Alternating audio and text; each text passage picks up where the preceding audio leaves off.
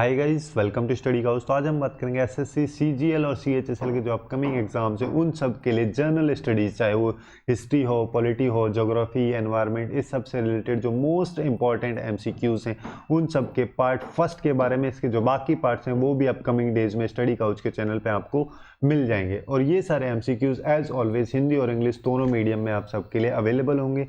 और अगर आपको इसका पीडीएफ चाहिए तो नीचे डिस्क्रिप्शन में टेलीग्राम का लिंक है, आप लोग वहां से जाके इसका पीडीएफ डाउनलोड कर सकते हैं। और अगर आपको ये वीडियो यूजफुल लगे then do like, share and subscribe to Study Couch. Okay, तो लेट्स स्टार्ट। तो फर्स्ट क्वेश्चन से स्टार्ट करते हैं, जिसमें बेसिकली मून लाइट के बारे में, यानी कि चंद्रमा का जो प्रकाश है उसके बारे में पूछा गया है कि वो उसको अर्थ पे पहुंचने में टोटल कितना टाइम लगता है।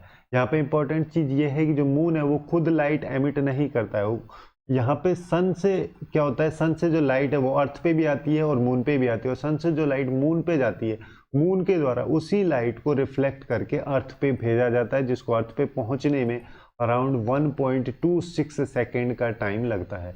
तो यहाँ पे इस क्वेश्चन का जो करेक्ट आंसर है वो हो जाएगा डी, अराउंड 1 सेकेंड।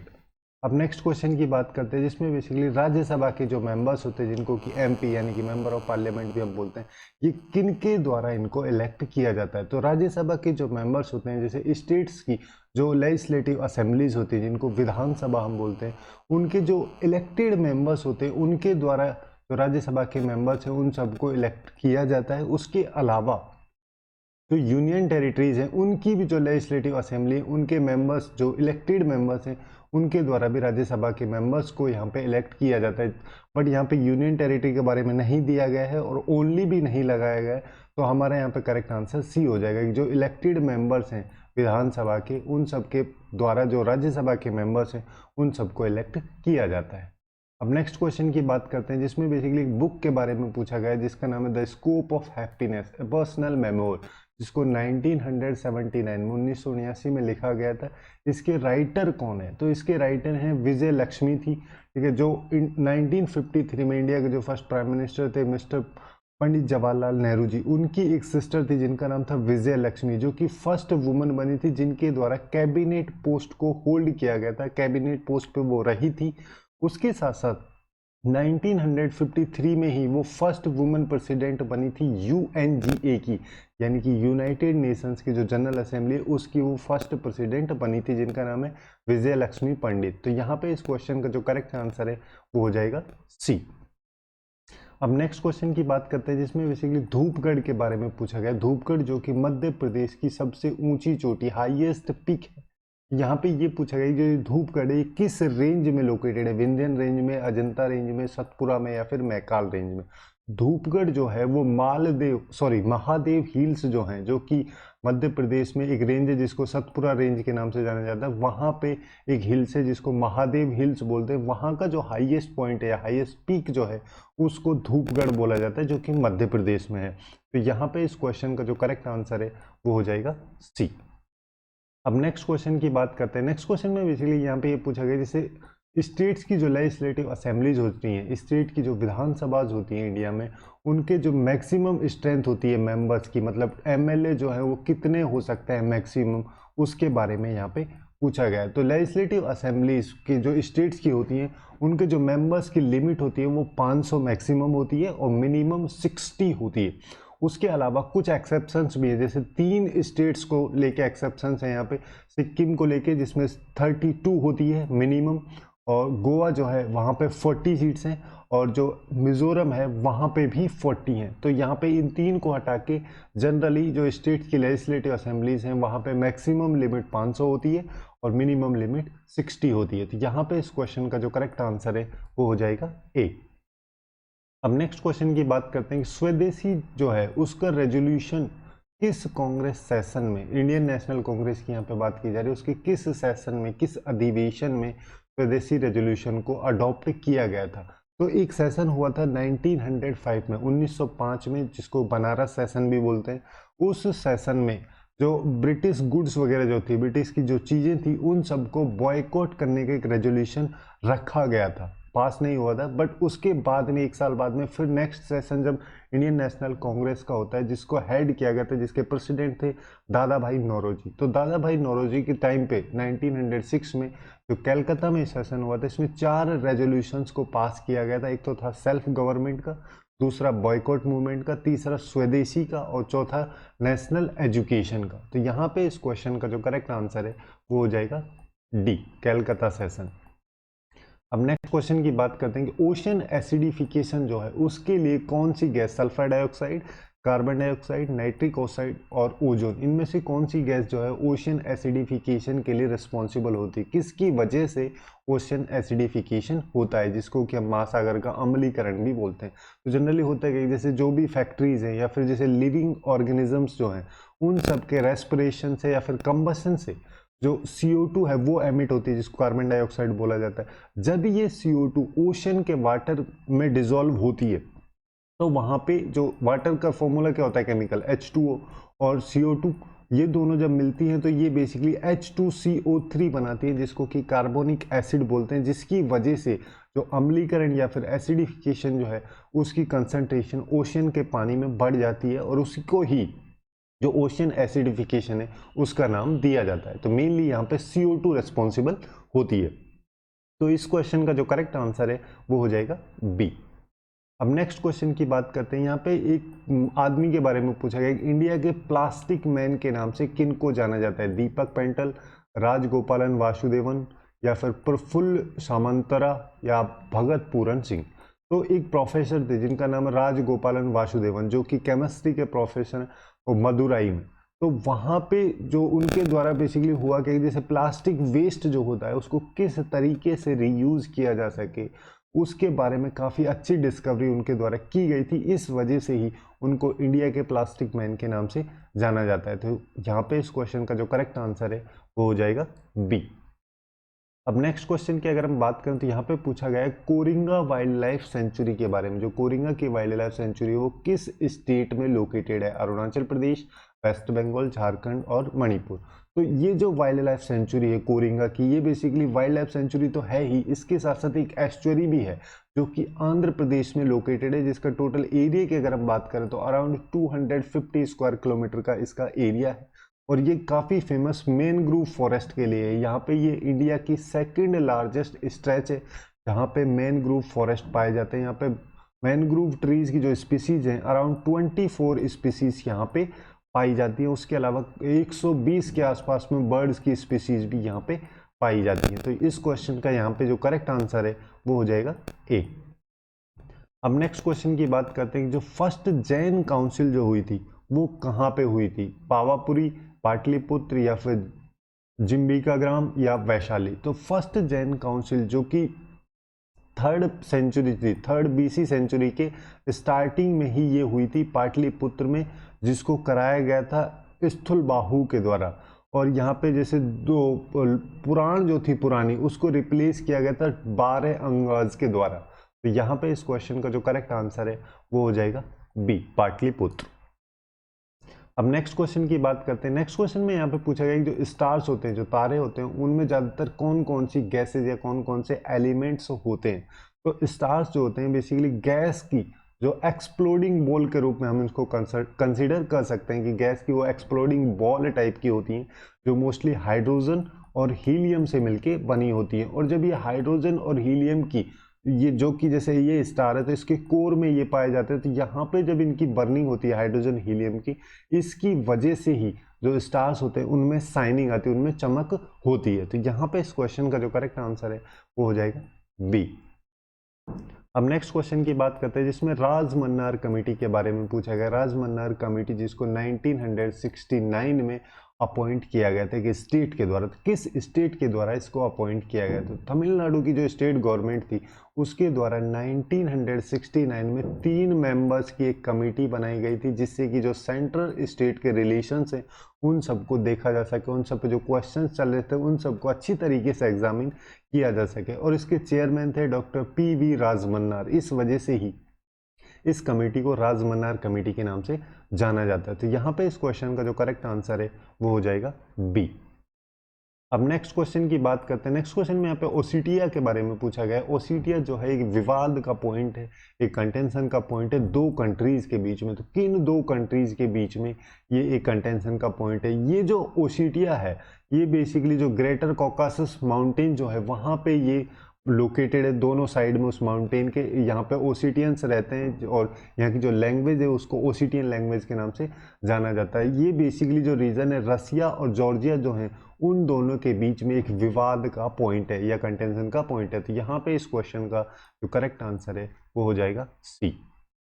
अब नेक्स्ट क्वेश्चन की बात करते हैं। नेक्स्ट क्वेश्चन में यहाँ पे ये पूछा गया जो सेलुलर जेल थी उसको बनाने से पहले जैसे ब्रिटिशर्स के द्वारा जो भी पॉलिटिकल प्रिजनर्स थे उन सबको अंडमान एंड निकोबार जो आइलैंड का ग्रुप है उसके किस आइलैंड में जेल में डाला जाता था? तो कंस्ट्रक्शन होने के बाद में जो सेलुलर जेल बनाई गई उसके बाद तो जो भी पॉलिटिकल प्रिजनर्स या पॉलिटिकल लीडर्स जो थे उन सबको सेलुलर जेल में ही डाला जाता था। बट उससे पहले अंडमान एंड निकोबार आइलैंड का एक आइलैंड है जिसको कि वाइपर आइलैंड के नाम से जाना जाता है, जो कि अंडमान साउथ अंडमान का जो एक डिस्ट्रिक्ट है वहीं पे ये लोकेटेड है। तो यहाँ पे बेसिकली जो भी पॉलिटिकल प्रिजनर्स थे उन सबको डाला जाता था। तो यहाँ पे इस क्वेश्चन का जो करेक्ट आंसर है वो हो जाएगा सी। नेक्स्ट क्वेश्चन की बात करते हैं। नेक्स्ट क्वेश्चन में यहाँ पे पूछा गया कि जो क्विट इंडिया का रेजोल्यूशन था, भारत छोड़ो का जो प्रस्ताव था, उसके प्रारूप को, उसके ड्राफ्ट को किन के द्वारा प्रिपेयर किया गया था? तो इसको प्रिपेयर किया गया था पंडित जवाहरलाल नेहरू के द्वारा। AICC यानी कि ऑल इंडिया कांग्रेस कमेटी की एक मीटिंग होती है 7-8 अक्टूबर के बीच में 1942 में 1942 में, ये बेसिकली मुंबई में एक ग्वालियर टैंक मैदान है वहाँ पे ये मीटिंग हुई थी और तब जाके जो क्विट इंडिया का रेजोल्यूशन है इसको प्रिपेयर यहाँ पे किया गया था। तो इस क्वेश्चन का यहाँ पे जो करेक्ट आंसर है वो हो जाएगा बी।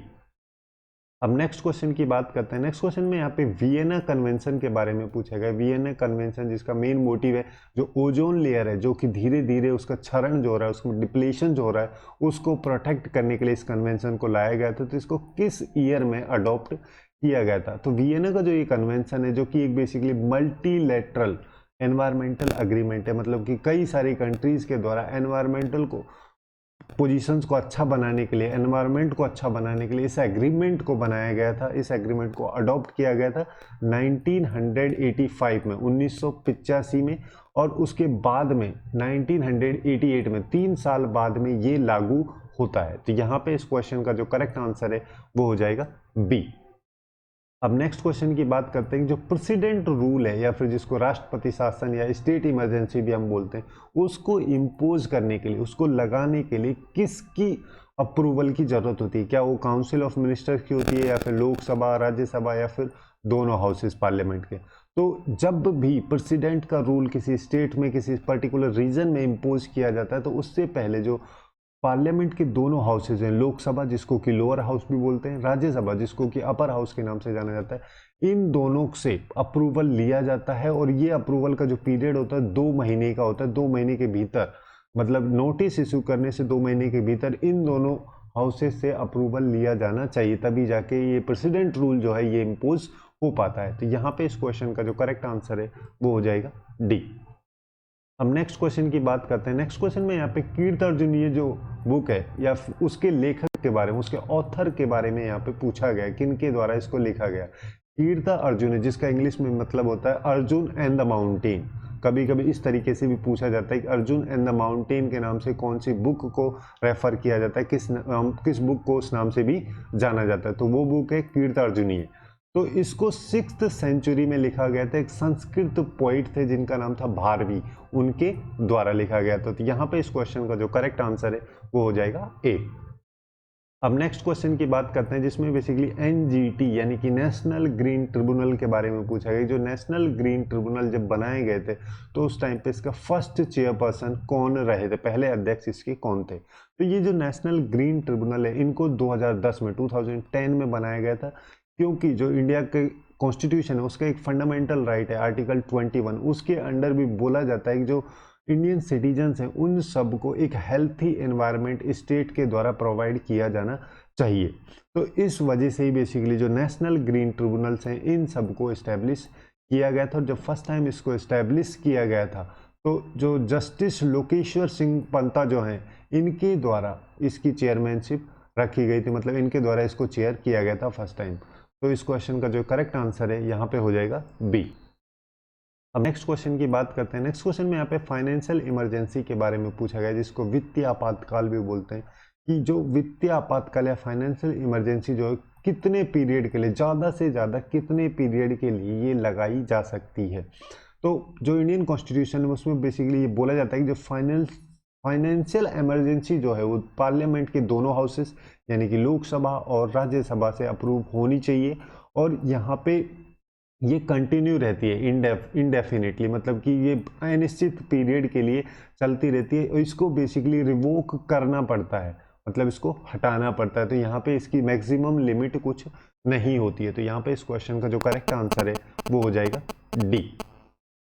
अब नेक्स्ट क्वेश्चन की बात करते हैं। नेक्स्ट क्वेश्चन में यहाँ पे सारोगासो सी के बारे में पूछा गया है। सारोगासो सागर जो है, जो कि वर्ल्ड का एक अकेला ऐसा सागर है जिसको किसी लैंड के साथ में, किसी जमीन के द्वारा उसको बॉर्डर नहीं किया जाता है। तो ये कहाँ पे लोकेटेड है, किस ओशन में ये लोकेटेड है? तो ये बेसिकली सारोगासो का सी है, मतलब कि ये वर्ल्ड का ऐसा सी है जिसकी कोई कोस्ट लाइन नहीं है, कोस्ट लाइन कोई इसकी कोई है नहीं। तो ये जैसे यहाँ पे यूएसए का नॉर्थ अमेरिका कॉन्टिनेंट है, यहाँ पे साउथ अमेरिका कॉन्टिनेंट है, इधर में यूरोप, और यहाँ पे मेडिटेरेनियन सी आता है, इसके नीचे यहाँ पे अफ्रीका कॉन्टिनेंट। ठीक है, रेफरेंस के लिए हम यहाँ पे समझ रहे हैं। तो ये वाला जो रीजन है ये है अटलांटिक ओशियन, और अटलांटिक ओशियन का जो नॉर्थ अटलांटिक ओशियन है, यहाँ पे ये जो सारोगासो सी है इसके मिडल में एक गाया रीजन है, वहाँ पे लोकेटेड है। तो इस क्वेश्चन का यहाँ पे जो करेक्ट आंसर है वो हो जाएगा ए, अटलांटिक ओशियन में या अटलांटिक महासागर में।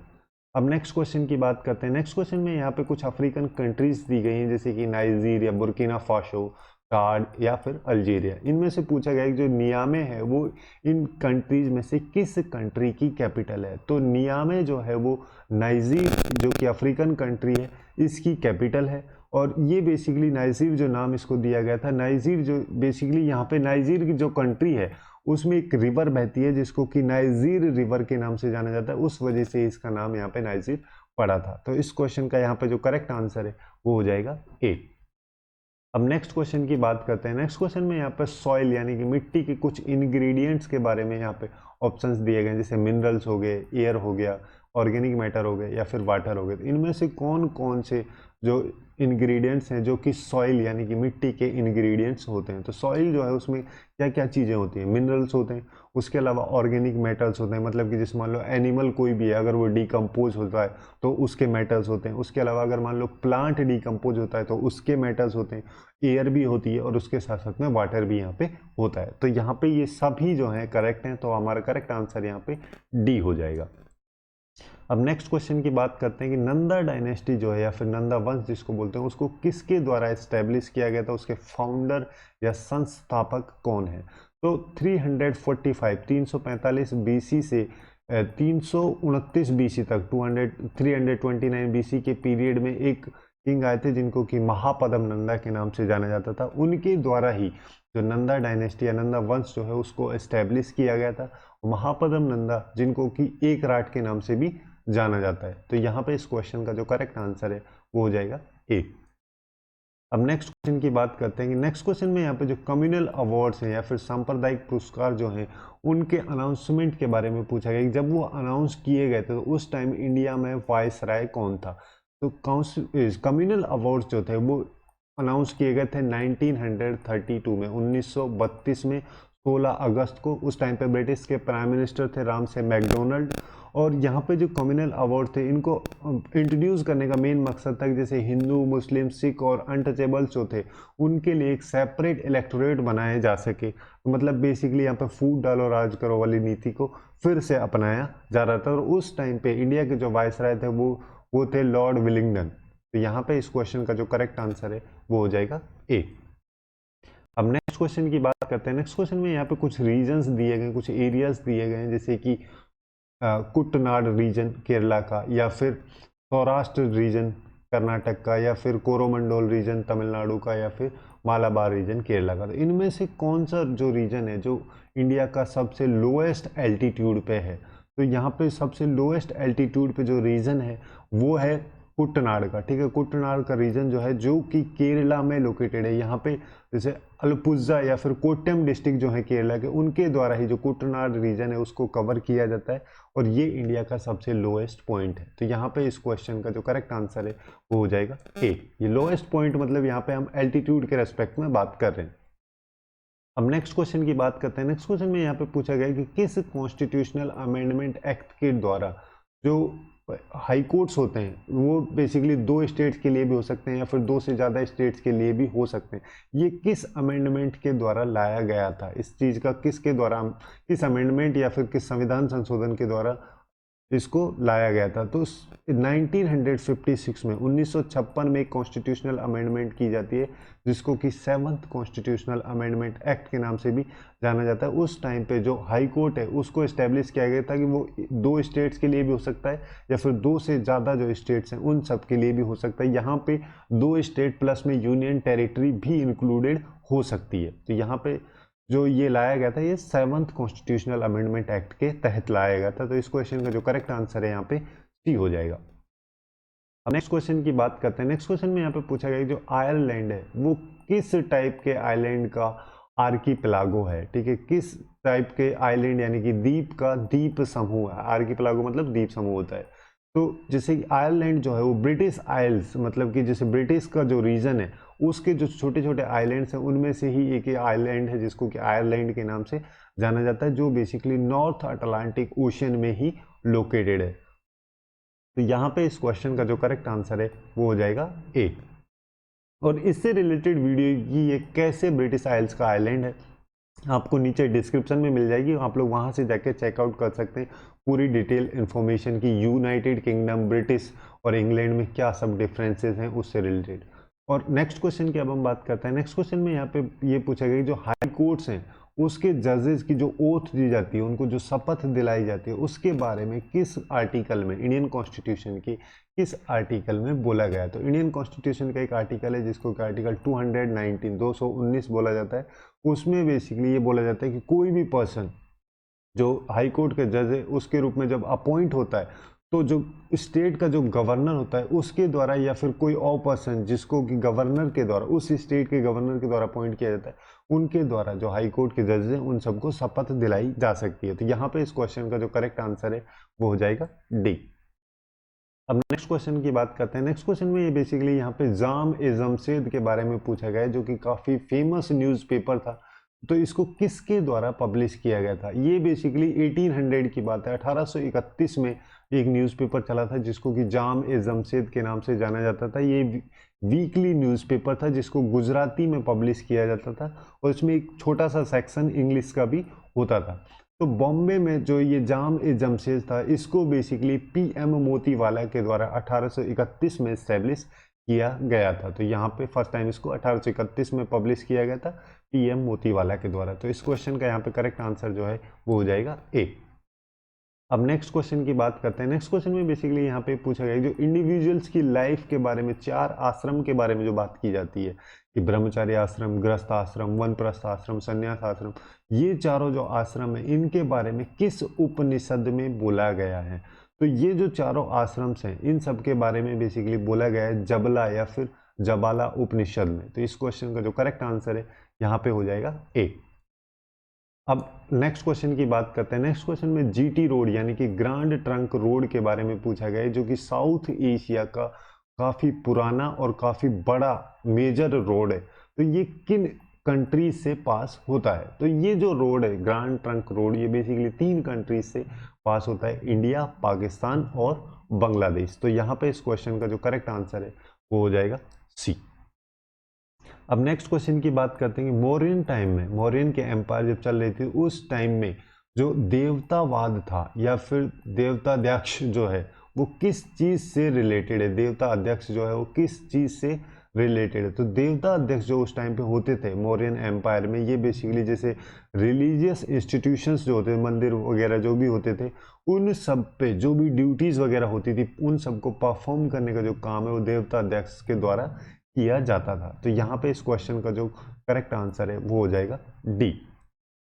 अब नेक्स्ट क्वेश्चन की बात करते हैं। नेक्स्ट क्वेश्चन में यहाँ पे मचकुंड प्रोजेक्ट के बारे में पूछा गया है जो कि एक जॉइंट वेंचर यानी कि जॉइंट प्रोग्राम है दो तीन स्टेट्स का, किन स्टेट्स का यहाँ पे पूछा गया है कि किन किन स्टेट्स का ये एक जॉइंट प्रोग्राम है। तो मचकुंड जो रिवर है, जो कि गोदावरी रिवर की एक सहायक नदी है, उस पे ही इस प्रोजेक्ट को स्टार्ट किया गया था और इसको बेसिकली दो स्टेट्स उड़ीसा और आंध्र प्रदेश के द्वारा स्टार्ट किया गया था। तो यहाँ पे इस क्वेश्चन का जो करेक्ट आंसर है वो हो जाएगा डी। अब नेक्स्ट क्वेश्चन की बात करते हैं, जिसमें बेसिकली एक मूवमेंट के बारे में पूछा गया, जो क्रिप्स मिशन था उसके फेल होने के बाद में कौन सी मूवमेंट स्टार्ट की गई थी, कौन सा आंदोलन स्टार्ट किया गया था। क्विट इंडिया मूवमेंट जिसको भारत छोड़ो आंदोलन बोलते हैं, सिविल डिसोबीडियंस मूवमेंट जिसको सविनय अवज्ञा आंदोलन बोलते हैं, या फिर नॉन कॉपरेशन मूवमेंट गैर सहयोग आंदोलन, या स्वदेशी मूवमेंट या स्वदेशी आंदोलन।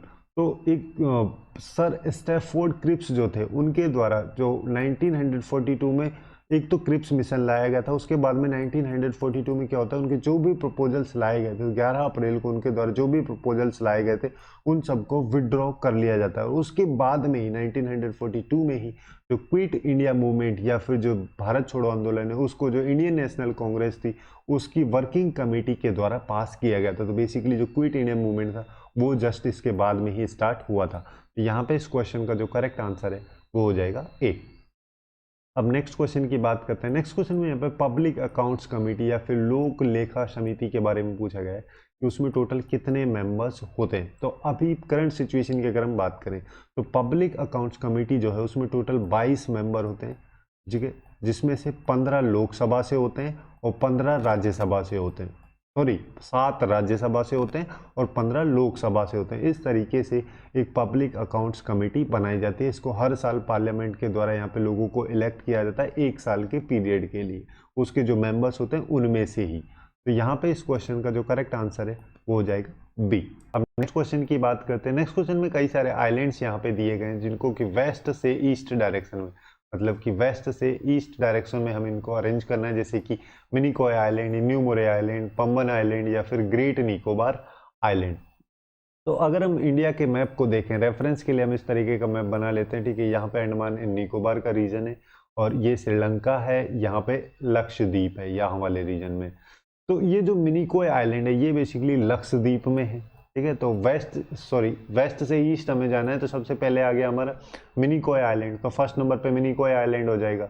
उसके बाद थर्ड नंबर पे यहाँ पे पंबन आइलैंड जो कि यहाँ पे कहीं लोकेटेड है और ये आ जाएगा। उसके बाद जो न्यू मोरे आइलैंड और great Nicobar island, great Nicobar जो है अंडमान निकोबार में सबसे लास्ट साइड में यहाँ पे है, छोटा सा आइलैंड है। और उससे पहले यहाँ वाले रीजन में यहाँ पे कहीं पे पड़ जाता है न्यू मोरे आइलैंड।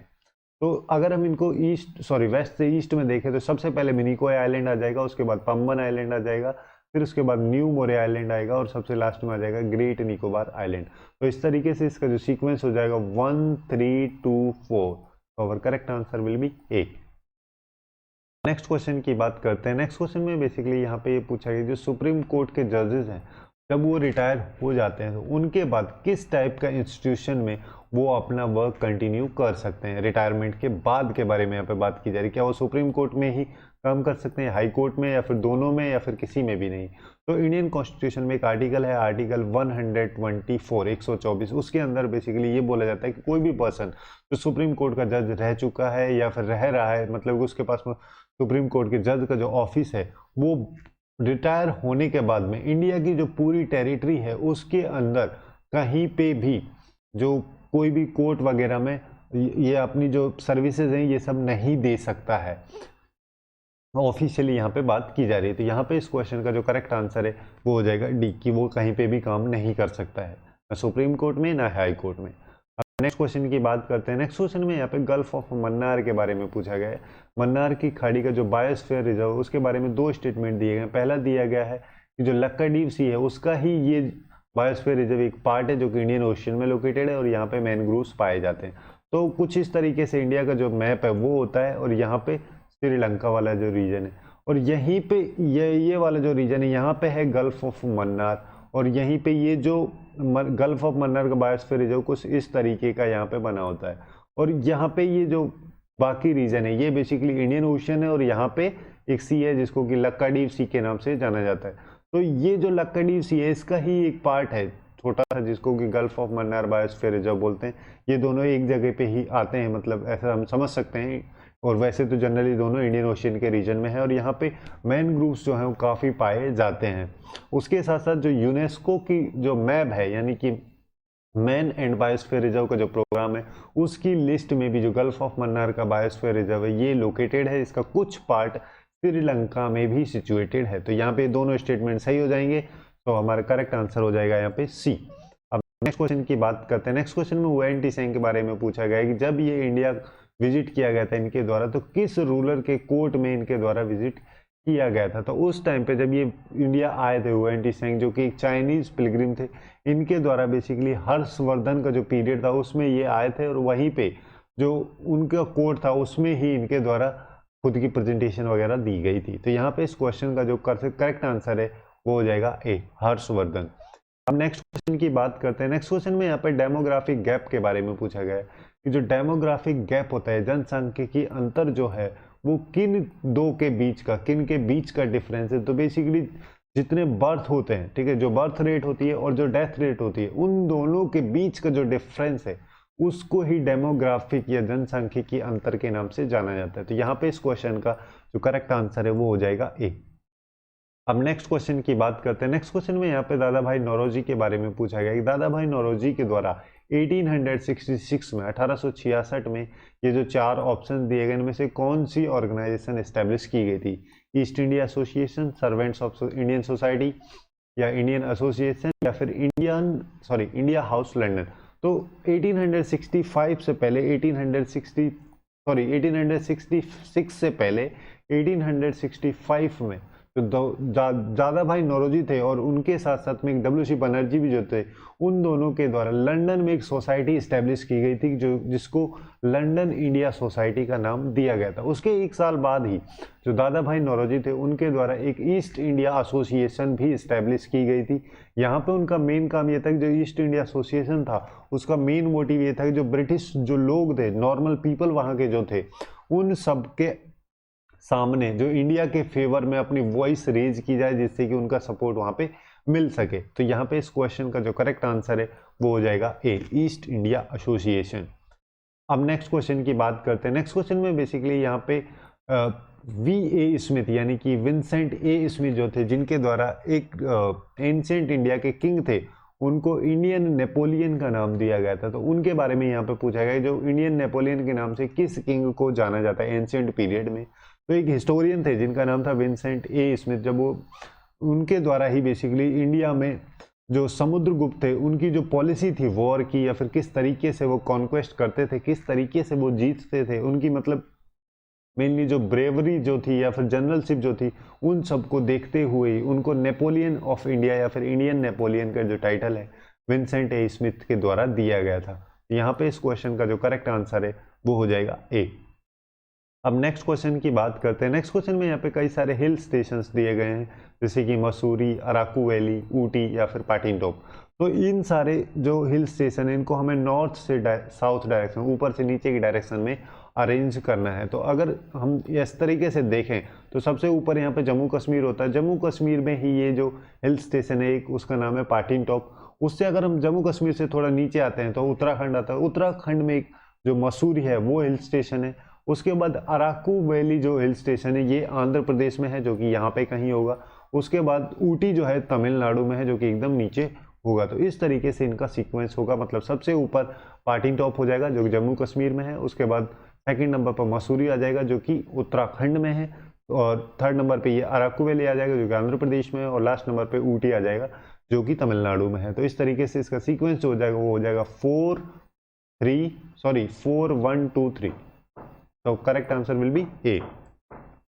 अब नेक्स्ट क्वेश्चन की बात करते हैं। नेक्स्ट क्वेश्चन में बेसिकली यहाँ पे पूछा गया कि इंडिया में कोई भी पर्सन कितनी बार प्रेसिडेंट, कितनी बार राष्ट्रपति बन सकता है। तो इंडियन कॉन्स्टिट्यूशन में एक आर्टिकल है, आर्टिकल 57, उसमें बेसिकली ये बोला जाता है कि कोई भी पर्सन जिसके द्वारा होल्ड किया गया है इंडियन प्रेसिडेंट का ऑफिस या कर रहा है वो कितनी बार भी, मतलब ऐसा कोई ये नहीं है कि 2 बार ही एक पर्सन इंडिया का प्रेसिडेंट बन सकता है लगातार, उसके बाद नहीं बन सकता। इस टाइप का कोई प्रोविजन नहीं है, कोई यहाँ पे लिमिट नहीं है, कितनी बार भी प्रेसिडेंट बन सकते हैं। तो यहाँ पे इस क्वेश्चन का जो करेक्ट आंसर है वो हो जाएगा डी, कि यहाँ पे कोई लिमिट नहीं है। अब नेक्स्ट क्वेश्चन की बात करते हैं। नेक्स्ट क्वेश्चन में बेसिकली यहाँ पे एक एडिक्ट के बारे में पूछा गया है कि एक अकेला ऐसा एडिक्ट है जिसमें अशोका ने खुद को किंग ऑफ मगध या फिर लार्ज मगध के नाम से रेफर किया है, खुद को ही यहाँ पे उनके द्वारा इस तरीके से रेफर किया गया है।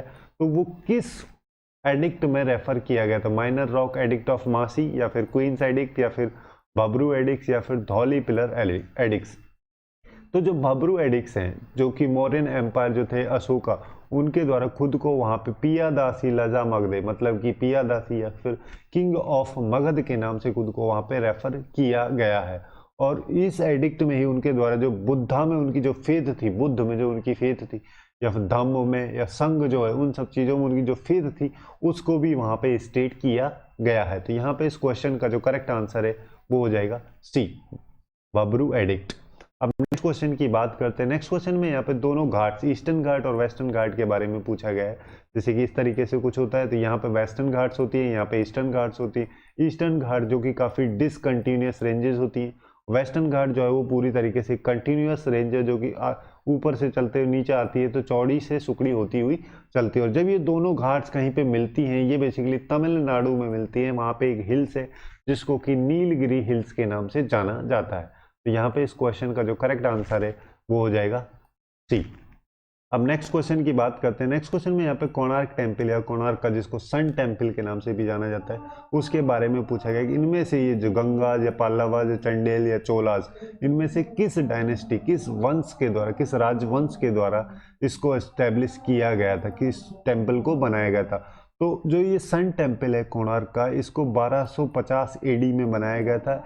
ईस्ट गंगा के एक किंग थे, ईस्ट गंगा यहाँ पे डायनेस्टी के बारे में बात हो रही है, जिनका नाम था नरसिम्हा देव, ठीक है। उनके द्वारा बेसिकली उनकी जो मिलिट्री सक्सेस जो हुई थी मुस्लिम्स के अगेंस्ट में, मुस्लिम इन्वेडर्स जब आए थे तो उनके अगेंस्ट में उनकी जो सक्सेस हुई थी उसको कॉमेमोरेट करने के लिए उनको बेसिकली ये जो कोणार्क टेम्पल या फिर सन टेम्पल जो कोणार्क पे उसको बनाया गया था।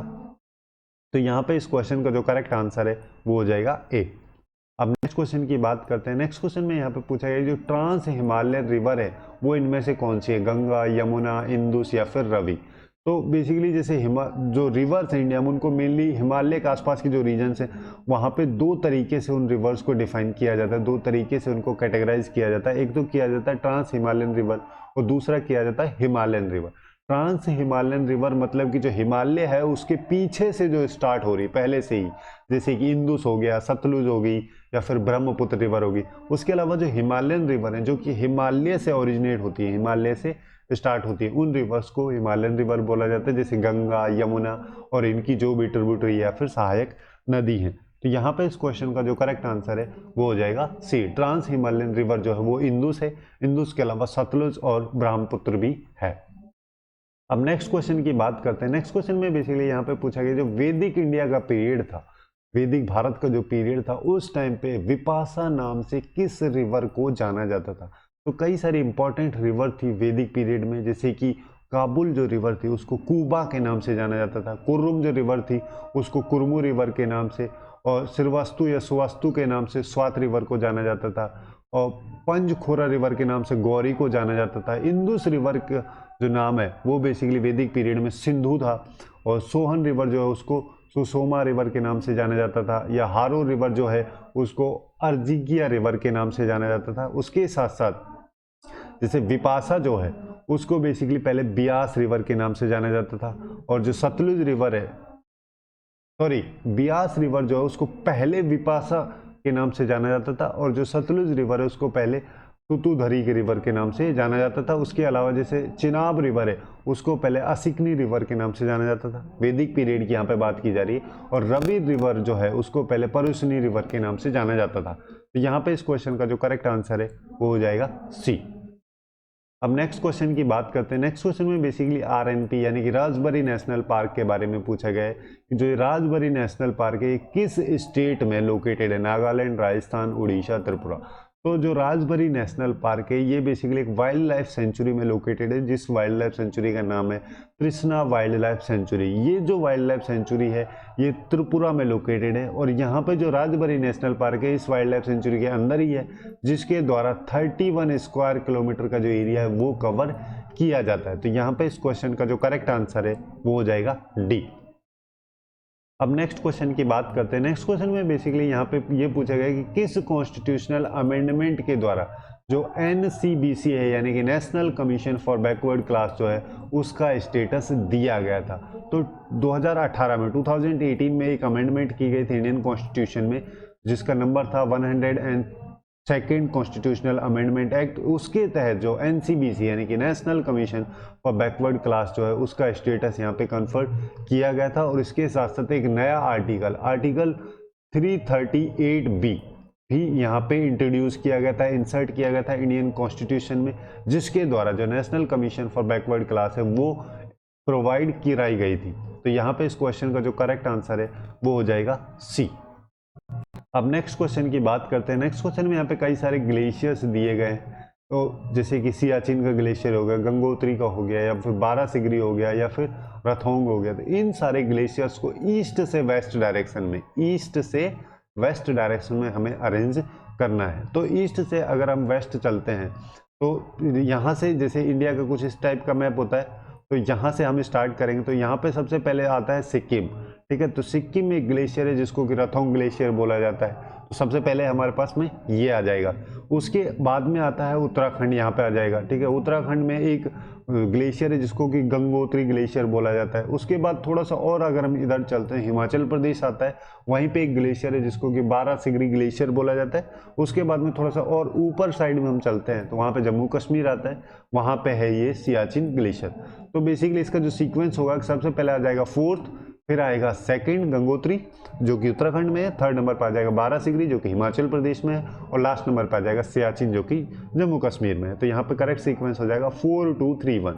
तो our correct answer will be B. अब नेक्स्ट क्वेश्चन की बात करते हैं जिसमें उमियम लेक के बारे में पूछा गया। उमियम लेक या फिर जिसको बारह पानी लेक के नाम से भी जाना जाता है, ये किस स्टेट में, किस राज्य में लोकेटेड है? मेघालय, असम, सिक्किम, त्रिपुरा। जो उरियम लेक है जो कि एक रिजर्वायर की लेक है, ये बेसिकली हिल्स के रीजन में, जो शिलोंग है उसके नॉर्थ में 15 किलोमीटर ऊपर हिल्स के एक रीजन है, वहाँ पे ये लोकेटेड है। तो बेसिकली मेघालय का जो रीजन है वहीं पे जो उमियम या फिर बारह पानी लेक है ये वहाँ पे लोकेटेड है। तो यहाँ पे इस क्वेश्चन का जो करेक्ट आंसर है वो हो जाएगा ए। अब नेक्स्ट क्वेश्चन की बात करते हैं। नेक्स्ट क्वेश्चन में यहाँ पे पूछा गया जो डोगरी लैंग्वेज है उसको इंडियन कॉन्स्टिट्यूशन का जो 8वां शेड्यूल है, 8th शेड्यूल इंडियन कॉन्स्टिट्यूशन का, जो कि लैंग्वेज से रिलेटेड है, अभी टोटल 22 लैंग्वेजेस हैं इसमें। तो इसमें जब डोगरी लैंग्वेज को ऐड किया गया था, इसको कौन सी सन में, किस ईयर में इसको ऐड किया गया था?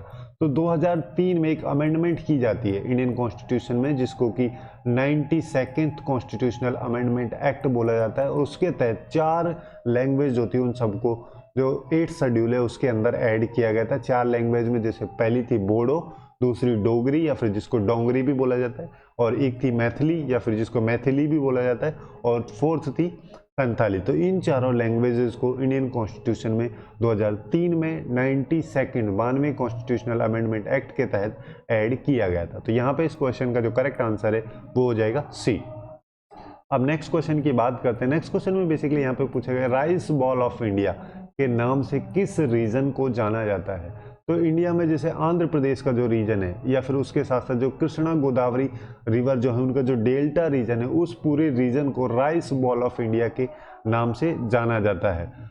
तो यहाँ पे बेसिकली जैसे कि आप लोग देख सकते हैं ऑप्शन बी में कृष्णा गोदावरी डेल्टा रीजन जो है उसको राइस बॉल ऑफ इंडिया के नाम से जाना जाएगा। तो यहाँ पे हमारा जो करेक्ट आंसर है वो हो जाएगा बी। अब नेक्स्ट क्वेश्चन की बात करते हैं। नेक्स्ट क्वेश्चन में बेसिकली यहाँ पे पूछा गया है कि जो सुप्रीम कोर्ट है इंडिया का, उसके पास में कोई वर्ल्ड के बाकी किसी सुप्रीम कोर्ट से कंपेयर अगर करें तो उन सबसे काफ़ी ज़्यादा पावर है। तो ये जो स्टेटमेंट है ये किन के द्वारा दिया गया था? तो ये बेसिकली A.K. अय्यर जो थे, यानी कि जिनका नाम था अलाडी कृष्ण स्वामी अय्यर, जो कि जो कॉन्स्टिट्यूशन की एक ड्राफ्टिंग कमेटी जब बनी थी तो उसके भी वो एक मेंबर थे, उनके द्वारा ही बोला गया था कि इंडिया का जो सुप्रीम कोर्ट जो है उसके पास में जो पावर्स हैं, अगर हम उसको वर्ल्ड के बाकी कंट्रीज के सुप्रीम कोर्ट के साथ में कंपेयर करें तो उन सबसे काफ़ी ज़्यादा हैं। तो यहाँ पर इस क्वेश्चन का जो करेक्ट आंसर है वो हो जाएगा सी। अब नेक्स्ट क्वेश्चन की बात करते हैं। नेक्स्ट क्वेश्चन में यहाँ पे पूछा गया जो मयूर शर्मन है उसको किस डायनेस्टी के द्वारा, किस राजवंश के द्वारा एस्टेब्लिश किया गया था, फाउंड किया गया था? तो कदम्बाज जो थे, जिनके द्वारा रूल किया गया था 345 सीई सेंचुरी से 525 सेंचुरी के बीच के पीरियड में, जो कि कर्नाटक की एक रॉयल एंशिएंट फैमिली थी। और यहाँ पे कर्नाटक के द्वारा जो ये रूलर्स थे कदम्बाज, इनके द्वारा ही जो मयूर सरमन है उसको एस्टेब्लिश किया गया था। तो यहाँ पे इस क्वेश्चन का जो करेक्ट आंसर है वो हो जाएगा सी, कदम्बाज या फिर कदम। अब नेक्स्ट क्वेश्चन की बात करते हैं। नेक्स्ट क्वेश्चन में यहाँ पे पूछा गया जो सुप्रीम कोर्ट था कलकत्ता का, उसको किस एक्ट के तहत इस्टेब्लिश किया गया था? रेगुलेटिंग एक्ट 1773 या फिर Indian council act 1861, charter act 1813 या फिर पिट्स इंडिया एक्ट 1784। तो 1773 में 1773 में एक एक्ट आता है जिसको कि रेगुलेटिंग एक्ट बोलता है। उसकी वजह से ही जो कलकत्ता है वहाँ पे जो एक फोर्ट है जिसको कि फोर्ट विलियम बोला जाता है, उस पे जो सुप्रीम कोर्ट था उसको एस्टेब्लिश किया गया था कलकत्ता में। और इनिशियली जब इसको एस्टेब्लिश किया गया था उस टाइम पे इसकी जो कंपोजिशन रखी गई थी, इसमें एक चीफ जस्टिस होगा और प्लस में 3 और जजेस होंगे।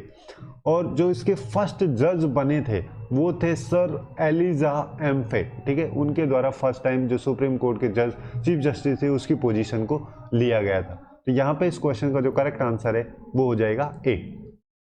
अब नेक्स्ट क्वेश्चन के बारे में बात करते हैं। नेक्स्ट क्वेश्चन में बेसिकली यहाँ पे पूछा गया द सोरो ऑफ बंगाल, ठीक है, बंगाल का दुख किस रिवर को जाना जाता है, इस नाम से किस रिवर को जाना जाता है? तो एक रिवर है जो कि छोटा नागपुर का जो प्लेटाऊ रीजन है वहाँ से ये, वहाँ पे जो हिल्स वगैरह रीजन है वहाँ से ये स्टार्ट होती है, फिर बाद में जो हुगली रिवर है उसके साथ में ये ज्वाइन हो जाती है और 20,000 स्क्वायर किलोमीटर का जो एरिया वो इसके द्वारा कवर किया जाता है। और ये बेसिकली जो डीवीसी है यानी कि दामोदर वैली कॉर्पोरेशन जो है उसके अंडर में आती है, उसके कंट्रोल के अंडर में आती है। तो इस रिवर का नाम है दामोदर, जिसको कि सोरो ऑफ द बंगाल के नाम से भी जाना जाता है। तो यहाँ पे इस क्वेश्चन का जो करेक्ट आंसर है वो हो जाएगा बी। अब नेक्स्ट क्वेश्चन की बात करते हैं जिसमें बेसिकली TNP यानी कि तनिथारी राष्ट्रीय उद्यान या तनिथारी जो नेशनल पार्क है उसके बारे में पूछा गया कि ये किस कंट्री में लोकेटेड है। तो ये बेसिकली म्यांमार का जो रीजन है वहाँ पे तेनासिरिन जो हिल्स हैं वहाँ पे ये जो रीजन है उसमें ही एक नेशनल पार्क है जिसको कि तनिथारी नेशनल पार्क बोला जाता है, जिसके द्वारा अराउंड 2000 स्क्वायर किलोमीटर का एरिया कवर किया जाता है। यहाँ पे कई सारी चीज़ जैसे कि सांभर डियर हो गया या फिर एशियन एलिफेंट, बार्किंग डियर, इस टाइप के जो स्पीसीज हैं वो काफ़ी ज़्यादा यहाँ पे पाए जाते हैं। तो इस क्वेश्चन का यहाँ पे जो करेक्ट आंसर है वो हो जाएगा सी। अब नेक्स्ट क्वेश्चन की बात करते हैं। नेक्स्ट क्वेश्चन में बेसिकली यहाँ पे ये पूछा गया कि जो संस्कृत के जो काव्यज हैं जिसमें बेसिकली जैसे कोर्ट के क्या इंट्रिग्स होते हैं, किस तरीके से चंद्रगुप्त मौर्य के द्वारा अपनी पावर को लिया गया था, किस तरीके से उनके द्वारा राज किया गया था, बेसिकली जो कोर्ट वगैरह जो सिस्टम था उसको किस तरीके से इनके द्वारा चलाया गया था। तो इस टाइप की जो चीज़ों के बारे में बात की जाती है वो संस्कृत के किस काव्य के अंदर की जाती है? तो संस्कृत का एक काव्य जिसको कि मुद्रक्ष के नाम से जाना जाता है उसके अंदर ही यहाँ पे जो एक प्ले लिखा गया है संस्कृत लैंग्वेज में जिसको कि विशाखा दत्त के द्वारा लिखा गया है, उनके द्वारा बेसिकली चंद्रगुप्त मौर्य जो थे जिनके द्वारा 324 BC से 297 BC के पीरियड में राज किया गया था। तो उनके द्वारा किस तरीके से वहाँ पे राज किया गया था उसके बारे में पूरे डिटेल में इंफॉर्मेशन दी गई है। तो यहाँ पे इस क्वेश्चन का जो करेक्ट आंसर है वो हो जाएगा डी। अब नेक्स्ट क्वेश्चन की बात करते हैं। नेक्स्ट क्वेश्चन में बेसिकली यहाँ पे पूछा गया एक रिवोल्ट के बारे में जिसको कि कुकर रिवोल्ट बोलते हैं, जो 1840 में स्टार्ट हुआ था। तो इसको किनके द्वारा इस्टेब्लिश किया गया था? तो जो भगत जवाहर मल जो थे उनके द्वारा बेसिकली कुकर रिवोल्ट को 1840 में स्टार्ट किया गया था। इन जो भगत जवाहर मल जिनको कि बेसिकली सियान साहिब के नाम से भी जाना जाता है, ये वेस्टर्न पंजाब का जो रीजन है वहीं पे ये स्टार्ट हुआ था कुकर रिवोल्ट। तो यहाँ पे इस क्वेश्चन का जो करेक्ट आंसर है वो हो जाएगा डी। अब नेक्स्ट क्वेश्चन की बात करते हैं। नेक्स्ट क्वेश्चन में बेसिकली यहाँ पे पूछा गया कि जब भी इंडियन कॉन्स्टिट्यूशन में कोई इंटरप्रिटेशन किया जाता है तो उस टाइप के जो केसेस होते हैं उन सबको सुनने के लिए मिनिमम सुप्रीम कोर्ट के कितने जजेस की पैनल होनी चाहिए? तो सुप्रीम कोर्ट के जजेस जो है उनकी मिनिमम नंबर की जो पैनल है वो 5 नंबर की होनी चाहिए, तभी जाके जो इंडियन कॉन्स्टिट्यूशन है उसका इंटरप्रिटेशन से अगर रिलेटेड कोई केस है तो उसकी सुनवाई हो सकती है, जिसको कि कॉन्स्टिट्यूशनल, ये 5 मेंबर्स की जो बेंच होती है इसको कॉन्स्टिट्यूशनल बेंच के नाम से जाना जाता है। तो यहाँ पे इस क्वेश्चन का जो करेक्ट आंसर है वो हो जाएगा डी। ये क्वेश्चन इस तरीके से भी पूछा जा सकता है कि कॉन्स्टिट्यूशनल बेंच में मिनिमम कितने जजेस हो सकते हैं, तब भी इसका आंसर 5 ही होगा। अब नेक्स्ट क्वेश्चन की बात करते हैं। नेक्स्ट क्वेश्चन में यहाँ पे कई सारे बायोडायवर्सिटी के हॉटस्पॉट दिए गए हैं, उनमें से पूछा गया कि इनमें से कौन कौन सा इंडिया में प्रेजेंट है, हिमालयस, इंडो बर्मा, या फिर वेस्टर्न घाट, या फिर सुंदरलैंड। तो ये जो चारों बायोडायवर्सिटी का हॉटस्पॉट है, ये चारों इंडिया में लोकेटेड है। हिमालय भी इंडिया में है, इंडो बर्मा का रीजन भी है, उसके अलावा वेस्टर्न घाट भी है और सुंदरलैंड भी है। तो यहाँ पे इस क्वेश्चन का जो करेक्ट आंसर है वो हो जाएगा डी। अब नेक्स्ट क्वेश्चन की बात करते हैं। नेक्स्ट क्वेश्चन में बेसिकली यहाँ पे ये पूछा गया कि जियोलॉजिकल हिस्ट्री के अकॉर्डिंग, उसके हिसाब से ये जो माउंटेन्स दिए गए इनमें सबसे ओल्डेस्ट माउंटेन कौन सा, सबसे पुराना माउंटेन कौन सा है। तो कुछ इंपॉर्टेंट माउंटेन्स जो इंडिया के, अगर हम उनको एज के बेसिस पे देखें, उनका जो जियोलॉजिकल हिस्ट्री उसके बेसिस पे देखें कि कौन सा सबसे ओल्ड है, तो सबसे ओल्ड नंबर पे फर्स्ट नंबर पे आता है अरावली, उसके बाद में सेकंड नंबर पे है वेस्टर्न घाट, फिर आता है विंध्य एंड सतपुरा, उसके बाद में नीलगिरी, और फिर लास्ट में आता है हिमालय। हिमालय जो कि सबसे नया है और सबसे पुराने इनमें जो है वो अरावली है। तो यहाँ पे इस क्वेश्चन का जो करेक्ट आंसर है वो हो जाएगा डी। अब नेक्स्ट क्वेश्चन की बात करते हैं। नेक्स्ट क्वेश्चन में यहाँ पे पूछा गया कि किस जैन तीर्थंकर को फीमेल के नाम से भी, जो जैनिज्म में दो सेक्ट होते हैं, एक तो होता है श्वेतांबर, दूसरे होते हैं दिगंबर, तो जो श्वेतांबर सेक्ट है जैनिज्म का, उनके द्वारा जैन तीर्थंकर के कौन से जैन तीर्थंकर हैं जिनको कि फीमेल के रूप में कंसिडर किया जाता है, फीमेल के रूप में उनको कंसिडर किया जाता है। तो एक 19th जैन तीर्थंकर थे, ठीक है, जिनका नाम था, सॉरी,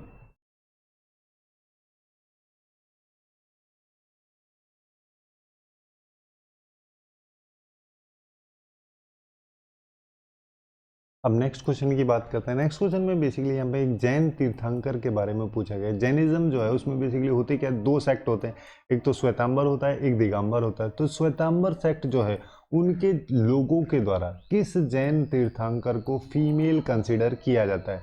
तो एक जैन तीर्थंकर हुए थे जो कि 19th में, मतलब 19वें जैन तीर्थंकर थे, उनको बेसिकली जैनिज्म को जो श्वेतांबर सेक्ट है उसके द्वारा फीमेल के रूप में कंसिडर किया जाता है। तो यहाँ पे जिनका नाम था मालीनाथ, ठीक है, तीर्थंकर मालीनाथ। तो यहाँ पे इस क्वेश्चन का जो करेक्ट आंसर है वो हो जाएगा सी।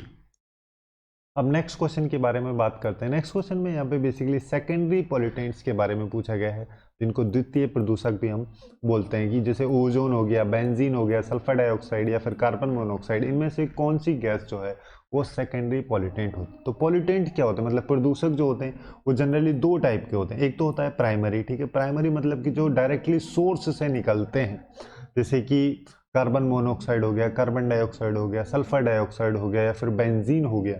उसके अलावा जो सेकेंडरी पॉल्यूटेंट होते हैं वो डायरेक्टली नहीं निकलते हैं। ये बेसिकली जैसे प्राइमरी पॉल्यूटेंट जो है जब किसी और कंपाउंड के साथ में इंटरेक्ट करते हैं तो तब जाकर उन दोनों के कॉम्बिनेशन से ये पॉल्यूटेंट बनते हैं, जिनको कि सेकेंडरी पॉल्यूटेंट बोलते हैं। जैसे कि एग्जाम्पल के तौर पर अगर हम देखें ओजोन, या फिर फॉर्मेल्डिहाइड, या फिर पेन जिसको कि परऑक्सी एसिटिल नाइट्रेट बोला जाता है, या फिर स्मोक जिसको कि जैसे स्मोक भी बोला जाता है। तो यहाँ पे इस क्वेश्चन का जो करेक्ट आंसर है वो हो जाएगा ए, ओजोन।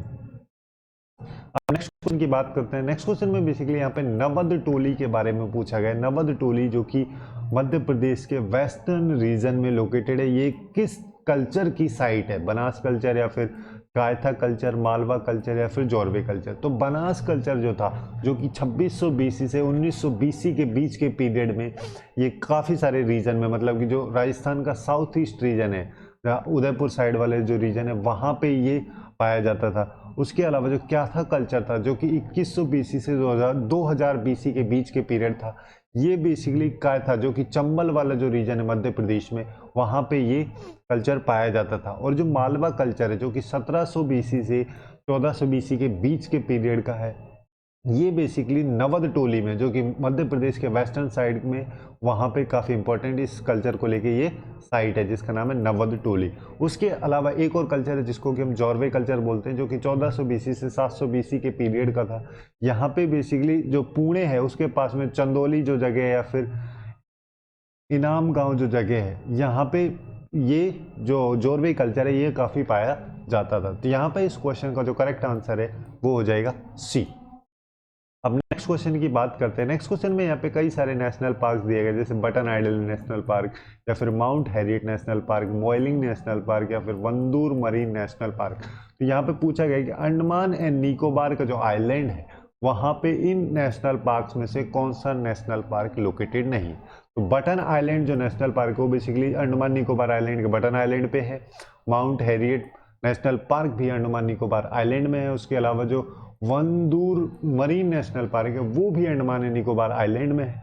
बट ये जो मोइलिंग नेशनल पार्क है, मोइलिंग नेशनल पार्क जो है वो बेसिकली एपी यानी कि अरुणाचल प्रदेश में है। ठीक है, तो यहाँ पे इस क्वेश्चन का जो करेक्ट आंसर है वो हो जाएगा सी। अब नेक्स्ट क्वेश्चन के बारे में बात करते हैं। नेक्स्ट क्वेश्चन में बेसिकली यहाँ पे बाई कैमरल लेजिस्लेचर के बारे में पूछा गया। जो द्विसदनीय विधायिका होती है उसका मतलब क्या होता है। तो बाई कैमरल का मतलब होता है जो लेजिस्लेचर होगी उसमें दो हाउसेज होंगे, हाउसेज के दो चैम्बर होंगे, एक होगा लोअर हाउस और दूसरा होगा अपर हाउस। ठीक है, लोअर हाउस जिसको लोकसभा भी बोला जाता है इंडिया में, और जो अपर हाउस है उसको राज्यसभा के नाम से बोला जाता है। तो यहाँ पे इस क्वेश्चन का जो करेक्ट आंसर है वो हो जाएगा सी। अब नेक्स्ट क्वेश्चन की बात करते हैं। नेक्स्ट क्वेश्चन में यहाँ पे बेसिकली ट्रोपोपॉज के बारे में पूछा गया। जो ट्रोपोपॉज है वो क्या है। तो ट्रोपोपॉज बेसिकली जैसे एटमॉस्फेयर में जो लेयर्स होती हैं, सबसे नीचे होती है ट्रोपोस्फेयर लेयर, फिर उसके बाद में स्ट्रेटोस्फेयर लेयर आती है। तो इन दोनों के बीच की जो बाउंड्री है उस बाउंड्री को ही ट्रोपोपॉज के नाम से जाना जाता है, जो कि सी लेवल से अराउंड 10 से 18 किलोमीटर की हाइट पे होती है। यहाँ पे बेसिकली इसको ट्रांजिशन लेयर भी हम बोलते हैं, जो कि ट्रोपोस्फेयर और स्ट्रेटोस्फेयर की एक बाउंड्री लेयर है। तो यहाँ पे इस क्वेश्चन का जो करेक्ट आंसर है वो हो जाएगा बी। ठीक है, ट्रोपोस्फेयर और स्ट्रेटोस्फेयर यानी कि क्षोभ मंडल और समताप मंडल के बीच की जो वायुमंडलीय सीमा है उसको ट्रोपोपॉज बोला जाता है। अब नेक्स्ट क्वेश्चन की बात करते हैं। नेक्स्ट क्वेश्चन में यहाँ पे रिहांड वैली के बारे में पूछा गया। रिहांड वैली का जो प्रोजेक्ट है वो किस स्टेट में लोकेटेड है। तो रिहांड वैली जो कि मिर्जापुर में जो पीपरी जगह है वहाँ पे ये रिहांड रिवर जो है वो वहाँ से बहती है और वहीं पे इस प्रोजेक्ट को स्टार्ट किया गया था। तो मिर्जापुर जो है बेसिकली उत्तर प्रदेश का एक डिस्ट्रिक्ट है। तो यहाँ पे इस क्वेश्चन का जो करेक्ट आंसर है वो हो जाएगा ए। अब नेक्स्ट क्वेश्चन के बारे में बात करते हैं। नेक्स्ट क्वेश्चन में बेसिकली यहाँ पे गैस के बारे में पूछा गया कि किस गैस की वजह से जो हमारे रिफ्लेक्सेस होते हैं वो काफ़ी स्लो हो जाते हैं और हम कंफ्यूज और स्लीपी टाइप का फीलिंग महसूस करते हैं। तो ये बेसिकली होता किस गैस की वजह से है। तो ये होता है CO यानी कि कार्बन मोनोऑक्साइड की वजह से। जैसे ही कार्बन मोनोऑक्साइड हमारी बॉडी में एंटर करती है, जो ऑक्सीजन की अमाउंट होती है वो हमारे ब्लड में जो फ्लो होती रहती है उसको बेसिकली ये कम कर देती है। और ये जो कार्बन मोनोऑक्साइड एक कलरलेस होती है, ओडोरलेस गैस होती है। जब ये हमारी बॉडी में ऑक्सीजन की अमाउंट जो है उसको कम कर देती है तो ऐसी सिचुएशन में कंफ्यूज और स्लीपी फीलिंग आती है। तो यहाँ पे इस क्वेश्चन का जो करेक्ट आंसर है वो हो जाएगा बी। अब नेक्स्ट क्वेश्चन के बारे में बात करते हैं। नेक्स्ट क्वेश्चन में यहाँ पे बेसिकली 10 मार्गों के बारे में पूछा गया है, जिसको कि डेजर्ट ऑफ डेथ के नाम से भी जाना जाता है। तो ये किस कंट्री में लोकेटेड है। तो 10 मार्गों का जो डेजर्ट रीजन है ये बेसिकली अफगानिस्तान जो है वहाँ पे जो हेलमंड और निमरुज प्रोविंस जो है उनका जो सदर्न पार्ट है वहीं मतलब साउथ वाला जो उनका पार्ट है वहाँ पे लोकेटेड है ये डेजर्ट, जिसको कि 10 मार्गो या फिर डेजर्ट ऑफ डेथ के नाम से जाना जाता है। ये वर्ल्ड का 20वां सबसे बड़ा डेजर्ट है। यहाँ पे कई टाइप की जो मतलब रॉकी क्लैसी प्लेन्स वगैरह पाए जाते हैं। तो यहाँ पे इस क्वेश्चन का जो करेक्ट आंसर है वो हो जाएगा सी। अब नेक्स्ट क्वेश्चन के बारे में बात करते हैं। नेक्स्ट क्वेश्चन में बेसिकली यहाँ पे गोपाल कृष्ण गोखले जी के बारे में पूछा गया है। यहाँ पे कई सारे ऑप्शंस दिए गए हैं, जैसे कि रास्त गोफर या फिर Hitavada, voice of India, soul of India. इनमें से किस न्यूज़पेपर को जो गोपाल कृष्ण गोखले जी थे उनके द्वारा 1911 में इस्टेब्लिश किया गया था, स्टार्ट किया गया था। तो हितवदा का जो एक जर्नल था जो कि इंग्लिश का एक डेली जर्नल था, ये बेसिकली जो इंडियन सोसाइटी के सर्वेंट्स थे उनके लिए होता था। इसको बेसिक 1911 में नागपुर में स्टार्ट किया गया था गोपाल कृष्ण गोखले जी के द्वारा। तो यहाँ पे इस क्वेश्चन का जो करेक्ट आंसर है वो हो जाएगा बी। अब नेक्स्ट क्वेश्चन की बात करते हैं। नेक्स्ट क्वेश्चन में यहाँ पे ट्रॉपिक ऑफ कैंसर यानी कि कर्क रेखा के बारे में पूछा गया है कि जो ट्रॉपिक ऑफ कैंसर है वो किन स्टेट से पास नहीं होती है। ठीक है, मध्य प्रदेश, वेस्ट बंगाल, राजस्थान और उड़ीसा। जो ट्रॉपिक ऑफ कैंसर है वो टोटल 8 स्टेट से पास होती है, ठीक है, 8 राज्यों से होकर निकलती है। इधर से अगर हम स्टार्ट करते हैं तो गुजरात, गुजरात के बाद राजस्थान, फिर मध्य प्रदेश, फिर छत्तीसगढ़, फिर वेस्ट बंगाल, फिर झारखंड, फिर त्रिपुरा और फिर लास्ट में मिजोरम। तो यहाँ पे उड़ीसा जो है उसमें कहीं से भी ये पास नहीं होती है। तो यहाँ पे जो इस क्वेश्चन का करेक्ट आंसर है वो हो जाएगा डी। अब नेक्स्ट क्वेश्चन की बात करते हैं। नेक्स्ट क्वेश्चन में बेसिकली यहाँ पे पूछा गया कि अंडमान आइलैंड या फिर अंडमान निकोबार का जो आइलैंड है उसके सबसे पड़ोसी कंट्री, सबसे पास वाली कंट्री कौन सी है। तो रेफरेंस के लिए अगर हम इंडिया का मैप देखें तो कुछ इस तरीके से इंडिया का मैप होता है और यहाँ पे होता है अंडमान एंड निकोबार आइलैंड। इसके जस्ट पास में यहाँ पे म्यांमार कंट्री होती है। इससे थोड़ा सा और हम यहाँ पे नीचे चलते हैं तो यहाँ पे इंडोनेशिया आती है, पाकिस्तान तो बेसिकली यहाँ पे है और उसके अलावा जो श्रीलंका है वो यहाँ पे। तो इसके सबसे पास में जो कंट्री है वो है म्यांमार। तो इस क्वेश्चन का यहाँ पे जो करेक्ट आंसर है वो हो जाएगा सी। अब नेक्स्ट क्वेश्चन की बात करते हैं। नेक्स्ट क्वेश्चन में बेसिकली यहाँ पे पूछा गया जब इंडिया में सेंसस यानी कि इंडिया में जब जनगणना स्टार्ट हुई थी तो उस टाइम में इंडिया में गवर्नर जनरल कौन थे। तो ये जो जनगणना है या सेंसस जो है जो कि 10 साल के पीरियड के लिए बेसिकली ये स्टार्ट होता है और लास्ट हुआ था 2011 में और अब होगा 2021 में। अब तक टोटल 15 बार हो चुका है। ये फर्स्ट टाइम स्टार्ट किया गया था 1881 में, 1881 में। इसको बेसिकली जो WC प्लॉडन जो थे उनके द्वारा इसको फर्स्ट टाइम स्टार्ट किया गया था और उस टाइम पे जो गवर्नर जनरल थे वो थे लॉर्ड मायो। तो यहाँ पे इस क्वेश्चन का जो करेक्ट आंसर है वो हो जाएगा ए।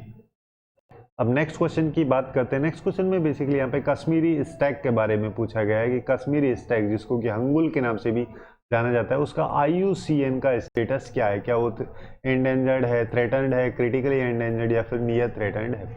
तो ये जो IUCN का स्टेटस की अगर हम बात करें कश्मीरी स्टैग या हंगुल का तो इसका होता है CE यानी कि क्रिटिकली एंडेंजर्ड स्पीसीज की लिस्ट में ये आता है। तो यहाँ पे इस क्वेश्चन का जो करेक्ट आंसर है वो हो जाएगा सी।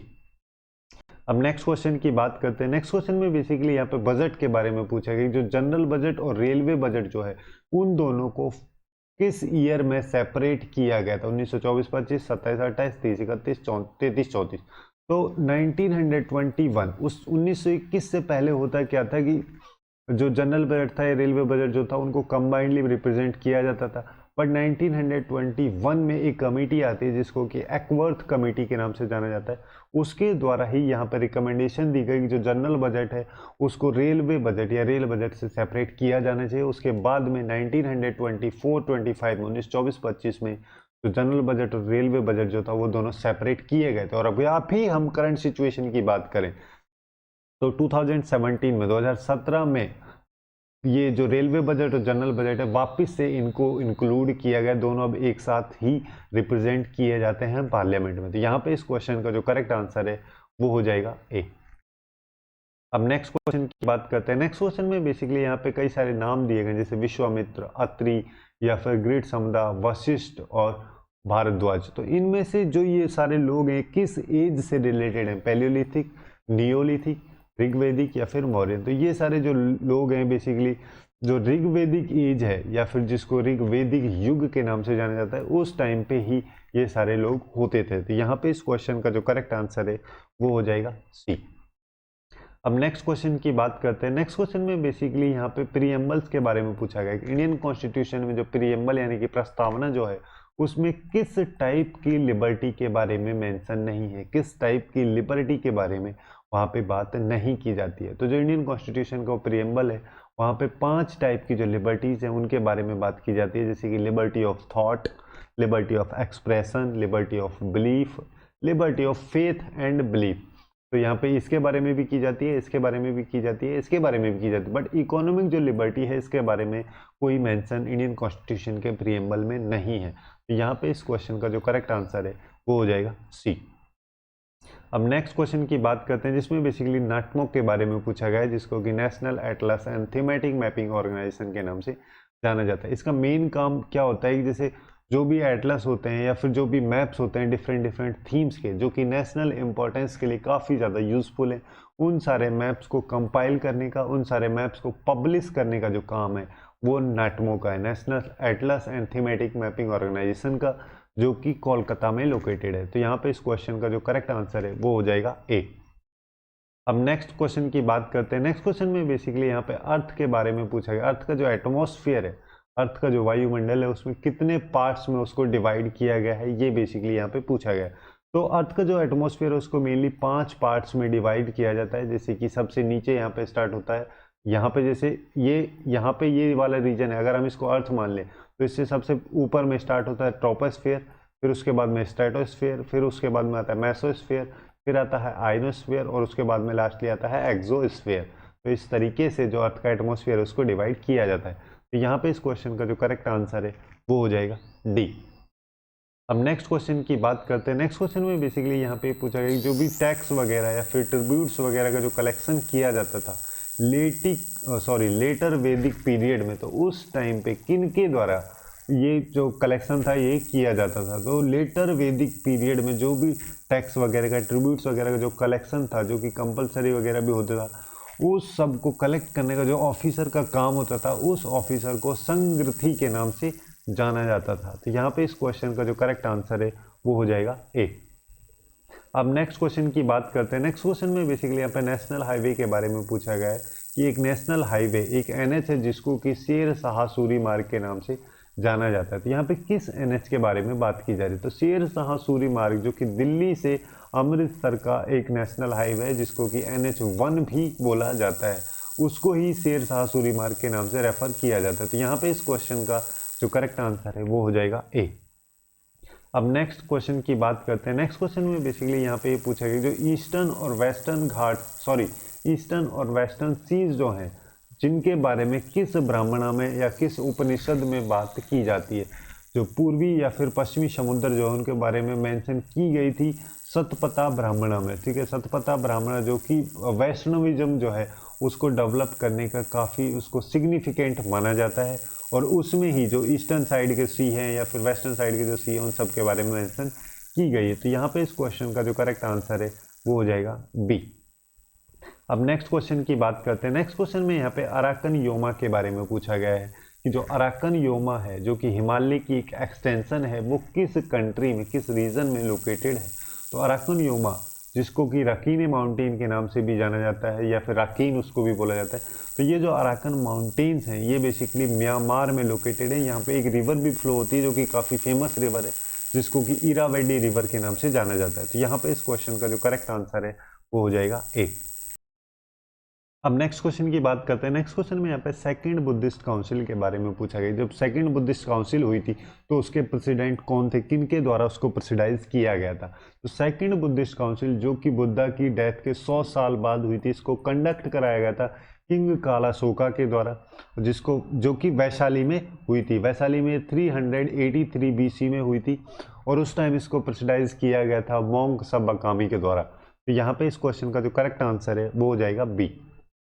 अब नेक्स्ट क्वेश्चन के बारे में बात करते हैं। नेक्स्ट क्वेश्चन में बेसिकली यहाँ पे पिन कोड के बारे में पूछा गया कि इंडिया में जो पिन कोड का सिस्टम यूज किया जाता है इसको फर्स्ट टाइम किन के द्वारा इंट्रोड्यूस किया गया था, फर्स्ट टाइम इनको किन के द्वारा लाया गया था। तो पिन कोड का जो सिस्टम है ये आता है 1972 में, 1972 में, जिसको कि श्री राम भीकाजी वेलंकर के द्वारा लाया गया था। ये 15 अगस्त 1972 को आया था और उस टाइम पे जो 6 डिजिट का ये पिन कोड होता था और अभी भी यही सिचुएशन है, बट अभी पॉसिबिलिटीज़ हैं कि इसको 8 डिजिट का पिन कोड में कन्वर्ट किया जाए। तो यहाँ पे इस क्वेश्चन का जो करेक्ट आंसर है वो हो जाएगा बी। अब नेक्स्ट क्वेश्चन के बारे में बात करते हैं जिसमें बेसिकली जोनल काउंसिल्स के बारे में पूछा गया है कि जोनल काउंसिल जो है किस टाइप की बॉडी है, क्या वो कॉन्स्टिट्यूशनल बॉडी है, स्टेचुरी बॉडी है, नॉन स्टेचुरी बॉडी है या फिर एक्स्ट्रा कॉन्स्टिट्यूशनल बॉडीज़ हैं।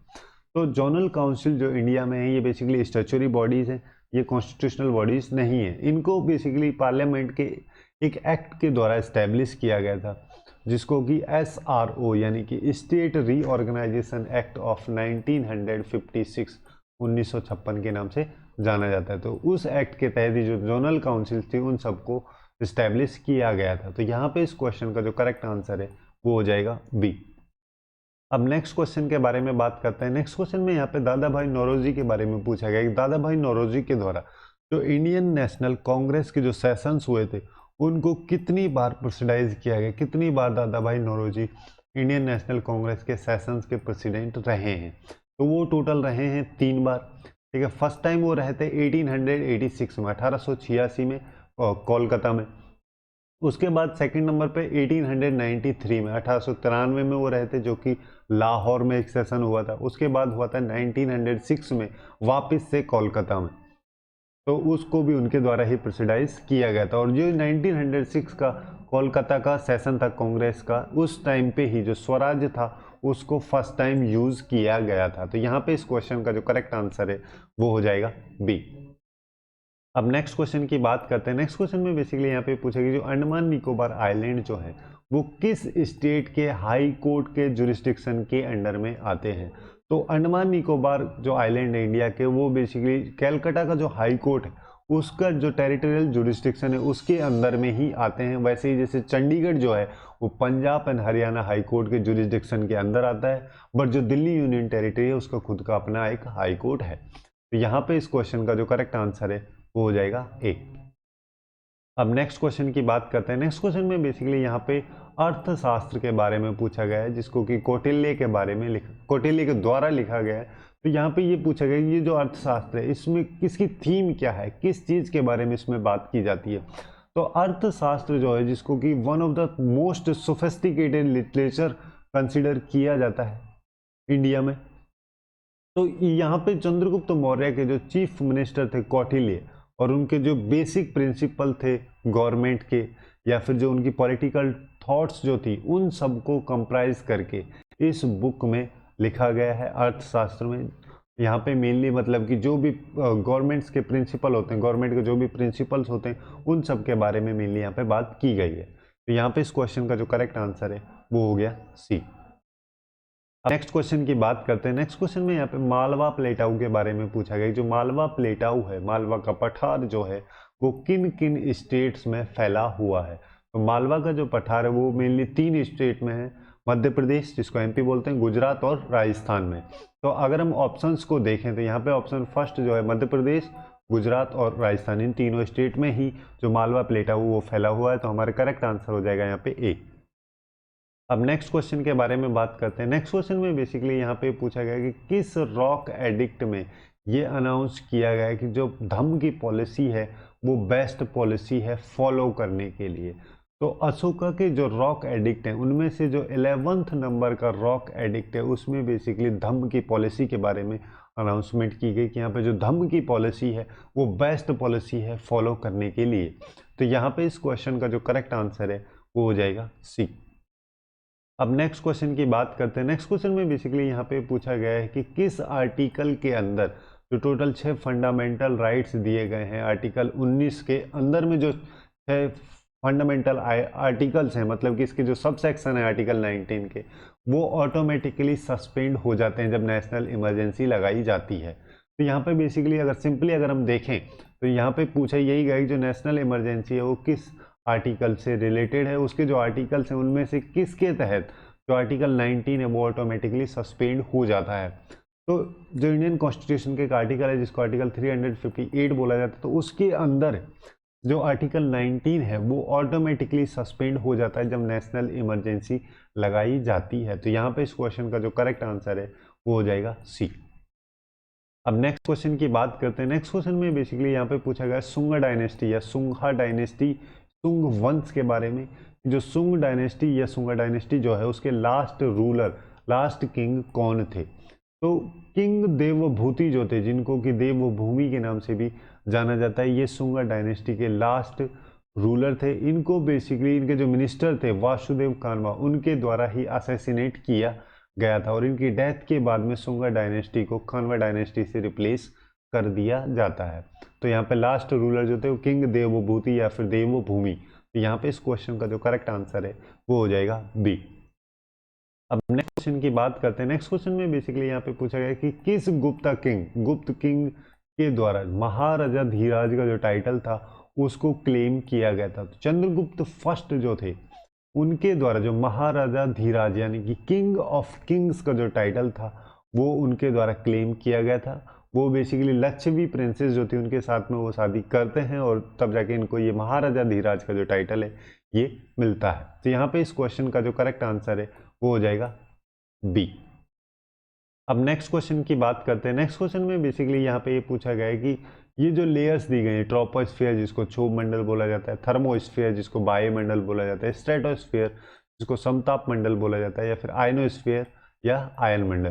तो ये जो लेयर्स दी गई इनमें से किस लेयर में जो एरोप्लेन्स हैं वो सब फ्लाई होते हैं, वो सब उड़ते हैं, तो वो बेसिकली जो 50 किलोमीटर की डिस्टेंस जो है अर्थ के सरफेस से यहाँ पे बात की जा रही है, 50 किलोमीटर के एल्टीट्यूड पे ही ये फ्लाई होते हैं। तो ऐसी सिचुएशन में वहाँ पे जो लेयर आती है वो आती है स्ट्रेटोस्फीयर, और स्ट्रेटोस्फीयर यानी कि समताप मंडल जो है वहीं पे ही जो भी फ्लाइंग एरोप्लेन्स होते हैं उन सब के लिए काफ़ी आइडियल कंडीशन होती है। तो यहाँ पे इस क्वेश्चन का जो करेक्ट आंसर है वो हो जाएगा सी। हम नेक्स्ट क्वेश्चन की बात करते हैं। नेक्स्ट क्वेश्चन में यहाँ पे तीस्ता रिवर के बारे में पूछा गया कि जो तीस्ता रिवर है वो किन दो इंडियन स्टेट से फ्लो होती है। तीस्ता रिवर जो कि 309 किलोमीटर लंबी एक रिवर है, ये वेस्ट बंगाल और सिक्किम के दो स्टेट जो हैं इन दोनों से फ्लो होती है और फिर बाद में जाके बे ऑफ बंगाल में, बंगाल की खाड़ी में गिरती है बांग्लादेश से होती हुई। तो यहाँ पे जो वेस्ट बंगाल और सिक्किम है वहाँ से ये गुजरती। तो यहाँ पे इस क्वेश्चन का जो करेक्ट आंसर है वो हो जाएगा बी। अब नेक्स्ट क्वेश्चन की बात करते हैं। नेक्स्ट क्वेश्चन में यहाँ पे समुद्रगुप्त के बारे में पूछा गया कि समुद्रगुप्त के जो भी अचीवमेंट्स हैं उनको किस इंस्क्रिप्शन में, चोपड़ा पिलर इंस्क्रिप्शन या फिर रमन देवी इंस्क्रिप्शन, जूनागढ़ या फिर इलाहाबाद पिलर इंस्क्रिप्शन, इनमें से किस में रिकॉर्ड किया गया। तो जो भी समुद्रगुप्त के अचीवमेंट्स हैं जो कि काफ़ी एक लॉन्ग इंस्क्रिप्शन में लिखे गए हैं वो बेसिकली इलाहाबाद पिलर पे उनको रिकॉर्ड किया गया है, जिसको कि प्रयाग प्रशस्ति के नाम से भी जाना जाता है। तो यहाँ पे इस क्वेश्चन का जो करेक्ट आंसर है वो हो जाएगा डी, इलाहाबाद पिलर इंस्क्रिप्शन। और ये जो पिलर है इसके सरफेस पे अशोका के भी इंस्क्रिप्शन हैं, उसके बाद में यहाँ पे जो मुगल एम्परर जहांगीर है उसके भी इंस्क्रिप्शन लिखे गए हैं, वहाँ पे उनको भी रिकॉर्ड किया गया है। अब नेक्स्ट क्वेश्चन की बात करते हैं। नेक्स्ट क्वेश्चन में यहाँ पे इंडिया का जो फर्स्ट इको फ्रेंडली एयरपोर्ट है उसके बारे में पूछा गया कि उसको किस जगह पे ओपन किया गया था। तो चंडीगढ़ जो है वहाँ का जो एयरपोर्ट है वो इंडिया का फर्स्ट इको फ्रेंडली एयरपोर्ट बना था। तो यहाँ पे बेसिकली इस क्वेश्चन का जो करेक्ट आंसर है वो हो जाएगा सी। ये टोटली ग्रीन कंसेप्ट लिया गया था जिसको LNT के द्वारा कंस्ट्रक्ट किया गया था। अब नेक्स्ट क्वेश्चन की बात करते हैं। नेक्स्ट क्वेश्चन में बेसिकली यहाँ पे कॉन्स्टिट्यूशनल अमेंडमेंट एक्ट के बारे में पूछा गया है कि किस कॉन्स्टिट्यूशनल अमेंडमेंट एक्ट के द्वारा जो आर्म्ड रेबेलियन वर्ड यूज किया जाता था आर्टिकल 352 में उसको रिप्लेस किया गया इंटरनल डिस्टर्बेंस से। तो 1978 में 1978 में एक अमेंडमेंट लाई जाती है जिसको कि 44 कॉन्स्टिट्यूशनल अमेंडमेंट एक्ट का नंबर दिया गया था। उसके तहत ही यहाँ पे जो आर्म्ड रेबेलियन का जो वर्ड था उसको रिप्लेस किया गया था इंटरनल डिस्टर्बेंस से। और ये जो आर्टिकल 352 है ये बेसिकली नेशनल इमरजेंसी से रिलेटेड है। यहाँ पे इस क्वेश्चन का जो करेक्ट आंसर है वो हो जाएगा सी। अब नेक्स्ट क्वेश्चन की बात करते हैं। नेक्स्ट क्वेश्चन में यहाँ पे किंग के बारे में पूछा है किस राजा के द्वारा खुद की जो एक पोज थी जिसमें वो वीणा प्ले कर रहे थे उसको कॉइन वगैरह पे भी इशू किया गया था, कॉइन पे भी उसको गड़वाया गया था। तो ये चीज़ की गई थी समुद्रगुप्त के द्वारा, उनके द्वारा एक कॉइन इशू किया गया था जिसमें वो खुद वीणा प्ले कर रहे हैं। तो यहाँ पे इस क्वेश्चन का जो करेक्ट आंसर है वो हो जाएगा डी। अब नेक्स्ट क्वेश्चन की बात करते हैं। यहाँ पे बेसिकली पूछा गया है बांदीपुर नेशनल पार्क के बारे में। जो बांदीपुर का नेशनल पार्क है वो किस स्टेट में, कर्नाटक, उड़ीसा, झारखंड, तमिलनाडु में से किस स्टेट में लोकेटेड है। तो बांदीपुर का जो नेशनल पार्क है इसको 1974 में 1976 में इसको एस्टेब्लिश किया गया था एज टाइगर रिजर्व। और इसको बेसिकली जो प्रोजेक्ट टाइगर है उसके अंडर ही इस्टेब्लिश किया गया था जो कि कर्नाटक स्टेट में लोकेटेड है। तो यहाँ पे इस क्वेश्चन का जो करेक्ट आंसर है वो हो जाएगा ए।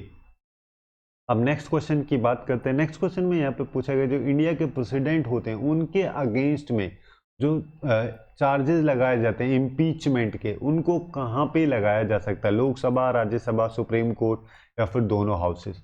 तो दोनों हाउसेस, चाहे वो लोकसभा हो या फिर राज्यसभा हो, लोकसभा यानी कि लोअर हाउस और राज्यसभा यानी कि अपर हाउस, इन दोनों में से किसी में भी जो प्रेसिडेंट ऑफ इंडिया उनके अगेंस्ट में इम्पीचमेंट की जा सकती है, उसको इनिशिएट किया जा सकता है। तो यहाँ पे इस क्वेश्चन का जो करेक्ट आंसर है वो हो जाएगा डी।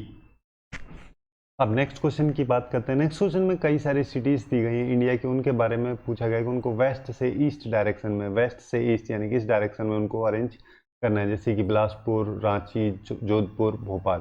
तो एक एक करके हम देखते हैं। तो कुछ इस तरीके से इंडिया का एक रेफरेंस मैप होता है। तो यहाँ पे सबसे पहले राजस्थान गुजरात होता है, तो जो जोधपुर है वो राजस्थान में है, तो सबसे पहले ये आ जाएगा। उसके बाद थोड़ा सा आगे हम चलते हैं तो यहाँ पे एमपी आता है, एमपी जो है वहाँ पे भोपाल है। उसके बाद थोड़ा सा और आगे चलते हैं तो छत्तीसगढ़ आता है, छत्तीसगढ़ में बिलासपुर है। उससे थोड़ा सा और आगे चलते हैं तो झारखंड आता है, झारखंड में रांची है। तो इस तरीके से इसका सीक्वेंस जो है सबसे पहले आ जाएगा 4, फिर आ जाएगा 3, फिर आ जाएगा 1, फिर आ जाएगा 2। तो यहाँ पे इसका करेक्ट आंसर बी हो जाएगा। अब नेक्स्ट एंड लास्ट क्वेश्चन इस सेगमेंट का, जिसमें बेसिकली नून माटी के बारे में है, नूनमती के बारे में पूछा गया है। जो नूनमती प्लेस है इंडिया में, किस चीज़ से रिलेटेड है, किस टाइप की यहाँ पे इंडस्ट्री है? या साल्ट इंडस्ट्री है, पेट्रोलियम इंडस्ट्री, या पेपर इंडस्ट्री, या फिर टेक्सटाइल इंडस्ट्री? तो ये जो इंडस्ट्री है ये असम में लोकेटेड है। ये बेसिकली फर्स्ट ऑयल रिफाइनरी है, मतलब कि ये एक पेट्रोलियम इंडस्ट्री है जिसको कि IOCL के द्वारा, इंडियन ऑयल कंपनी लिमिटेड जो है उसके द्वारा फर्स्ट ऑयल रिफाइनरी जिसको कमीशन किया गया था वो थी ये नूनमती या नून माटी। तो यहाँ पे इस क्वेश्चन का जो करेक्ट आंसर है वो हो जाएगा बी। ठीक है, वैसे इसके नाम से लगता है नून माटी टाइप की, तो मतलब साल्ट इंडस्ट्री टाइप की होगी, बट ये एक पेट्रोलियम इंडस्ट्री है। तो यहाँ पे इस क्वेश्चन का जो करेक्ट आंसर है हो जाएगा बी। तो यही थे कुछ इंपॉर्टेंट MCQs SSC CGL और CHSL से रिलेटेड जो मोस्ट इंपॉर्टेंट MCQs हैं जनरल स्टडीज़ के, उन सब के बारे में। और इसके जो बाकी पार्ट्स हैं वो भी जल्दी स्टडी काउच के चैनल पे अपलोड कर दिए जाएंगे। और अगर आपको ये वीडियो यूजफुल लगी then do like, share and subscribe to Study Couch. और अगर आपको इसका PDF चाहिए तो वो नीचे डिस्क्रिप्शन में टेलीग्राम का लिंक है, आप लोग वहाँ से जाके इसका PDF जरूर डाउनलोड करें। सो आज के लिए बस इतना ही। Hopefully you guys find it useful. Thanks for watching and have a good day.